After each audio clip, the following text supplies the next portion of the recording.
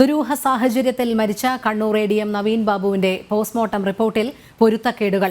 നവീൻ ബാബു ധരിച്ച അടിവസ്ത്രത്തിൽ രക്തക്കറ ഉണ്ട് എന്ന് ഇൻക്വസ്റ്റ് റിപ്പോർട്ടിൽ കണ്ടെത്തലുണ്ട്. പക്ഷേ ഇത് സംബന്ധിച്ച യാതൊരു പരാമർശങ്ങളും പോസ്റ്റ്മോർട്ടം റിപ്പോർട്ടിലില്ല.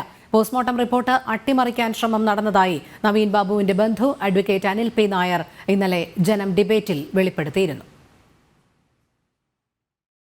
നവീൻ ബാബു ധരിച്ച അടിവസ്ത്രത്തിൽ രക്തക്കറ ഉണ്ടായിരുന്നു എന്നാണ് ഒക്ടോബർ 15 കണ്ണൂർ ടൗൺ പോലീസ് നടത്തിയ ഇൻക്വസ്റ്റ് റിപ്പോർട്ടിലുള്ളത്. തൂങ്ങിമരണമെന്ന് സ്ഥിരീകരിക്കുന്ന പോസ്റ്റ്മോർട്ടം റിപ്പോർട്ടിൽ ആന്തരികമോ ബാഹ്യമോ ആയ പരിക്കുകൾ, മുറിവുകൾ ഒന്നും തന്നെ ഇല്ലായിരുന്നു എന്നാണ് കണ്ടെത്തലുള്ളത്.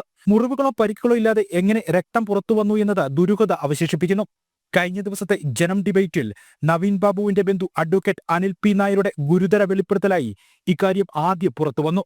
മൃതദേഹത്തിലെ മുറിവുകൾ സംബന്ധിച്ച അന്വേഷണം പോസ്റ്റ്മോർട്ടത്തോടെ അവസാനിപ്പിക്കാനുള്ള ഗൂഢശ്രമമാണ് നടന്നതെന്നും അനിൽ പി നായർ ജനം ഡിബേറ്റിൽ ആരോപിച്ചു. പോലീസ് തയ്യാറാക്കിയ ഇൻക്വസ്റ്റ് റിപ്പോർട്ടിൽ വളരെ വ്യക്തമായി രേഖപ്പെടുത്തിയിരിക്കുന്നു, ശ്രീ നവീൻ ബാബു ധരിച്ചിരുന്ന അടിവസ്ത്രങ്ങൾ രക്തക്കറ നിറഞ്ഞതായിരുന്നു.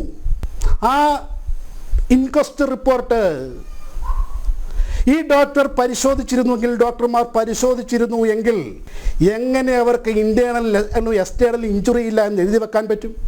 ഇന്റേണലോ എക്സ്റ്റേണലോ ഇഞ്ചുറി ഇല്ലാതെ ബ്ലഡ് ഊസിക്കപ്പെടുകയോ ബ്ലഡ് മനുഷ്യ ശരീരത്തിൽ നിന്ന് പുറത്തേക്ക് വരുമോ? ശ്രീ നവീൻ ബാബുവിന്റെ ശരീരത്തിന്റെ ഏത് ഭാഗത്താണ് മുറിവ് സംഭവിച്ചത്, പരിക്ക് സംഭവിച്ചത് എന്ന് വളരെ മനോഹരമായി ഈ പോസ്റ്റ്മോർട്ടം റിപ്പോർട്ടിൽ കൂടെ എന്നത്തേക്കുമായി അവസാനിപ്പിച്ചു. എഫ്ഐആറിലും രക്തക്കറയുമായി ബന്ധപ്പെട്ട പരാമർശങ്ങളൊന്നുമില്ല. മരണകാര്യത്തിൽ മറ്റ് സംശയങ്ങളൊന്നുമില്ലെന്നാണ് എഫ്ഐആറിന്റെ ഉള്ളടക്കം. പ്രത്യേക അന്വേഷണ സംഘവും ഇത് സംബന്ധിച്ച് കണ്ടെത്തലുകൾ ഒന്നും നടത്തിയില്ല.